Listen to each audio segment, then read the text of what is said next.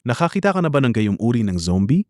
Ang mga ito ay nag-mutate, ngunit napanatili pa rin ang mga gawi ng kanilang dating buhay. Ito ay isang walang utak na zombie. Bago ang mutasyon, ito ay isang mataas na talon at patuloy itong tatatalon at tatatalon araw-araw. Sa pamamagitan ng virus ng ZQN, umabot ito sa hindi kapani-paniwalang taas. Ang babaeng ito ay isang mahilig sa pamimili na gustong bumili at bumili. At ang lalaking nakasuit ay nagtataglay ng kanyang kanang kamay habang tinitingnan ang kanyang kaliwang relo na tila papunta sa trabaho sa subway. Ang huli ay higit na makapangyarihan pa.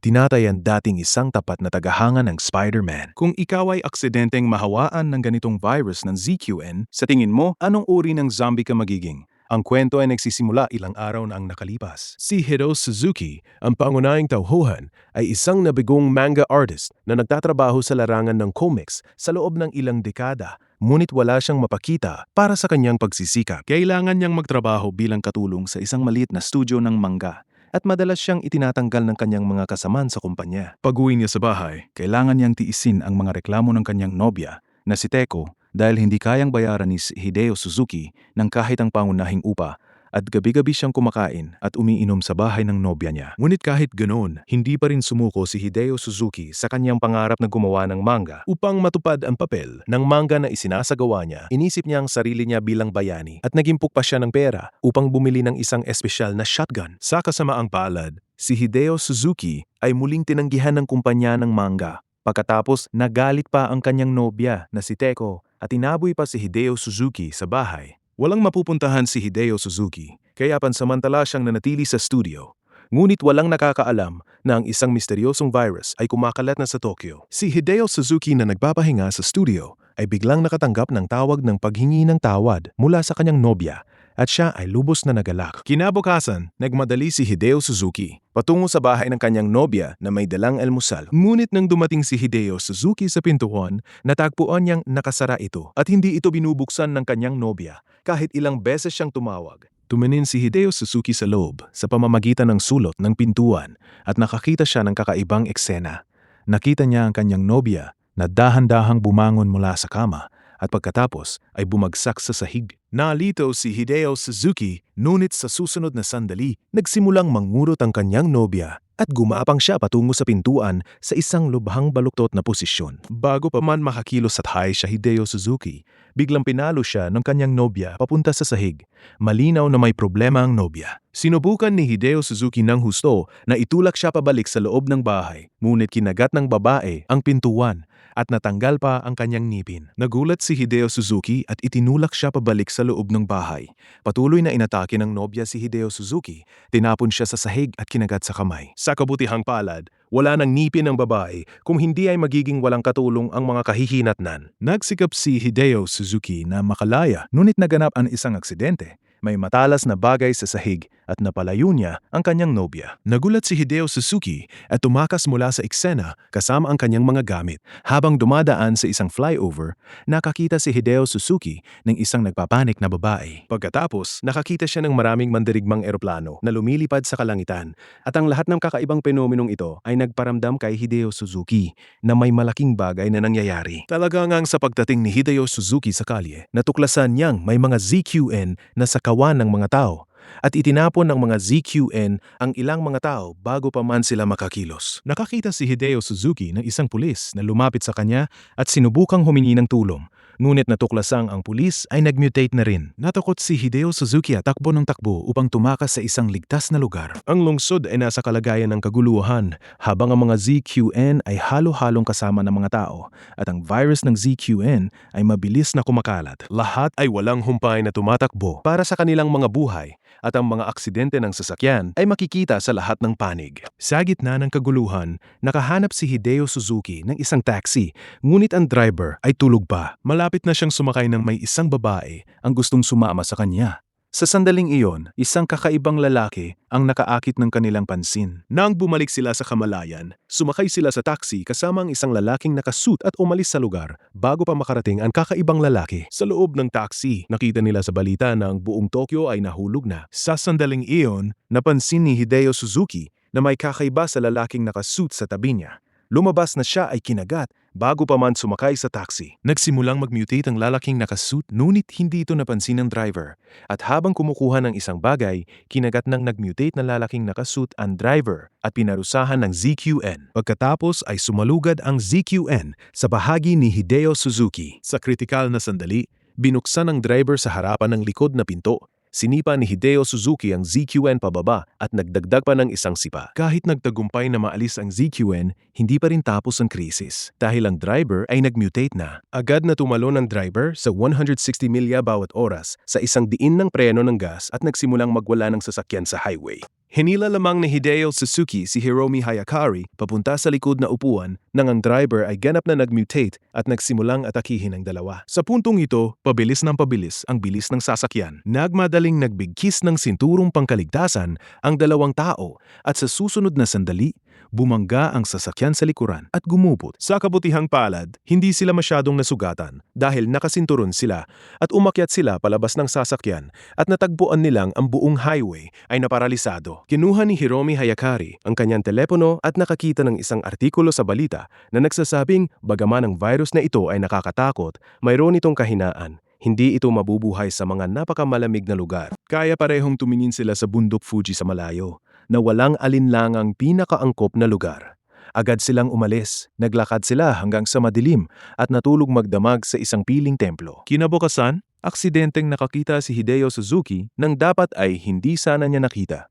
Nawala ang kanyang mahal sa buhay at hindi niya maiwasang tumingin ng kaunti pa. Ngunit hindi niya inaasahang makita ang mga bakas ng kagat sa leeg ni Hiromi Hayakari. Lubos na natakot si Hideo Suzuki at agad itinudla ang panyang baril sa kanya. Inamin ni Hiromi Hayakari na kinagat siya ng isang sanggol na ZQN noong isang araw at malamang ay nahawa na siya ng virus.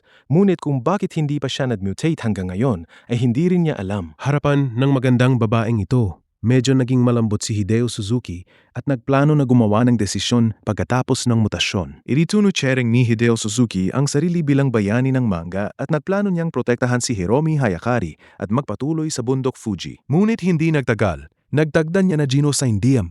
Resimo Muyukari ng aramka nagpanik kay Hideo Suzuki at tumakas. Sa daan ng pagtakas, nakakita si Hideo Suzuki ng isang mangangahoy. Nagpasya siyang humingi ng tulong, ngunit hindi inaasahang ZQN pala ito. Sinalugad agad si Hideo Suzuki, nalaglag ang kanyang baril mula sa kanyang kamay at marahas na inatake siya ng ZQN. Sa kritikal na sandali, lumitaw si Hiromi Hayakari sa tamang oras upang iligtas si Hideo Suzuki. Sa isang magaang na suntok ay lumipad ang ZQN ng daan-daang metro. Napakamakapangyarihan nun ito. Nagulat si Hideo Suzuki sa babaeng nakatayo sa harap niya.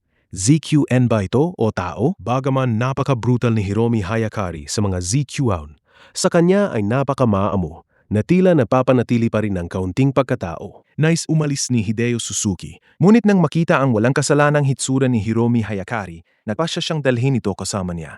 Sino naman ang hindi mahilig sa isang maganda at makapangyarihang babae? Pagkaraan ng ilang araw na paghahanap, sa wakas ay nakakita sila ng isang pamimili at dumating sa isang maliit na bayan sa ilalim ng bundok Fuji na matagal nang nasira na may mga nasunog na bangkay sa lahat ng panig. Habang naghahanap ng mga supply, biglang sinalugad si Hideo Suzuki ng isang ZQN na lumabas ng walang babala. Ngunit sa tamang oras ay lumitaw ang isang nakaligtas kasama ang isa pang grupo ng mga tao upang iligtas siya. Sa sandaling iyon, nagsimulang kumilos ang mga ZQN sa malapit at kailangan nilang bumalik agad sa ligtas na zone. Pinili ni Hideo Suzuki na kayo sumama sa kanila. Sa ganitong mundo pagkatapos ng apokalipsis, ang pinakamarunong na pagpipilian ay ang kumilos bilang isang grupo. Ngunit ang bilang ng mga ZQN ay napakarami at wala silang mga nakamamatay na sandata sa kanilang mga kamay. Sa loob ng isang sandali, maraming miyembro ng koponan ang namatay. Nawalan ng pag-asa ang kawan na makaligtas sila. Ngunit biglang huminto ang mga ZQN sa pag-atake. Lumabas na ang mga nakaligtas sa bubong ay desperadong tumatambulan.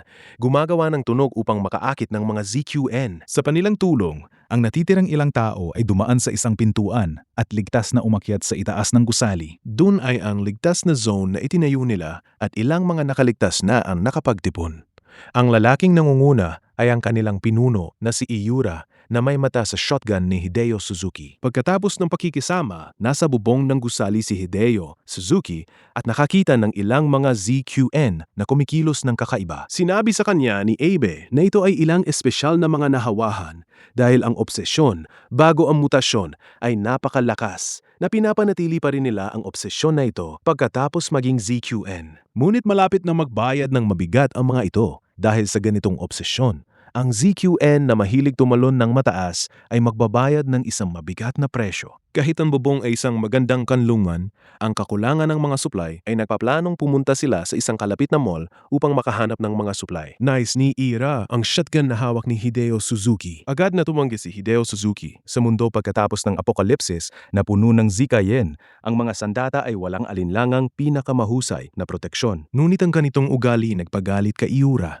Upang makuha ang baril, ginamit nila si Hiromi Hayakari bilang isang hostage na nagbabanta kay Hideo Suzuki na ibigay ang sandata. Ngunit hindi nila alam na si Hiromi Hayakari ay hindi basta-basta't mapapanghinaan.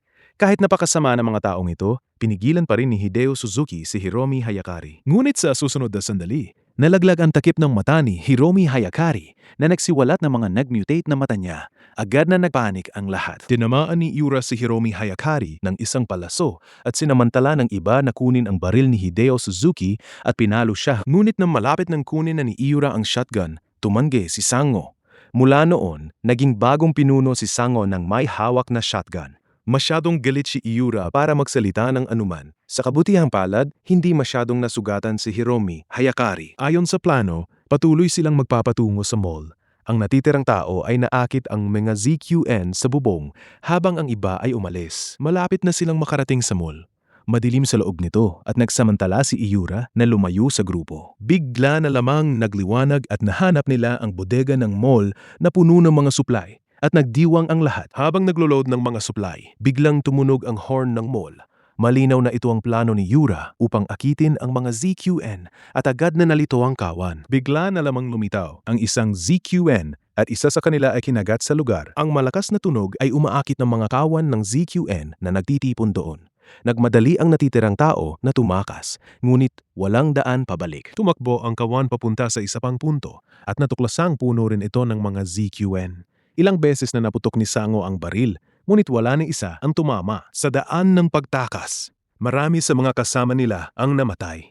At lahat ng ito ay isinagawa ni Ira sa harap ng monitor. Ngunit hindi ito kasiyasiya sa kanya. Inakit pa niya ang mga ZQN ng bayan. Mukhang nais niyang patayin silang lahat. Si Hideo Suzuki na walang oras na tumakas ay nagtatago na lamang sa isang closet at ang bubong ng gusali ay nasa krisis din. Pakinggan ang nakakaantig na melodiya. Ang ZQN na mahilig tumalon ay nagsimulang sumayaw at mabilis itong tumakbo sa bubong ng gusali ng mabilis at sa pagkakataong ito, hindi ito nag-miss. Ang babae ay lumingon at nakita ang isang kakila-kilabot na eksena. Ang ZQN na mataas ang talon ay bukas ang slaughter mode. Maliban kay Yabu at Hiromi Hayakari, lahat ng iba ay nalipol. Nagmadaling tumawag si Yabu para sa tulong sa walkie-talkie. Narinig ni Hideo Suzuki sa closet, ngunit siya rin ay nasa napakamapanganib na sitwasyon. Sa kanyang isipan ay walang bilang na beses siyang nag-isip ng mga kahihinatnan ng paglabas at ang mga resulta ay napakasakit. Sa salamin, matagal na pinag-isipan ni Hideo Suzuki kung magiging tunay na lalaki siya. Sumigaw siya. Sa sandaling nagbababa si Hideo Suzuki ng kanyang bantay, biglang sumalugad ang isang ZQN at kinagat siya sa braso. Sa kaguluhan, kinuha ni Hideo Suzuki ang isang fire extinguisher at nagtagumpay na patayin ang ZQN. Agad na sinuri ni Hideo Suzuki kung siya ay nahawa, ngunit sa kabutihang palad, ang kanyang relo ang humarang sa nakamamatay na kagat. Agad na tinawagan ni Hideo Suzuki si Yabo at sinabi na siya ay darating na agad. Dinala niya ang kanyang mga pangprotektang kagamitan sa parking lot. Nagkasal ng kanin sa lupa upang mapabagal ang isang grupo ng mga ZQN at pagkatapos ay kinuhang nalaglag na baril sa daan. Sa pagtitig sa mga kawan ng ZQN, si Yabo na nasa bubong ng gusali ay hindi lamang umupo at naghintay ng kamatayan. Kasama niya si Hiromi Hayakari. Dinalhan niya ito papunta sa mall. Ngunit sa kasamaang palad, hindi masyadong mapalad.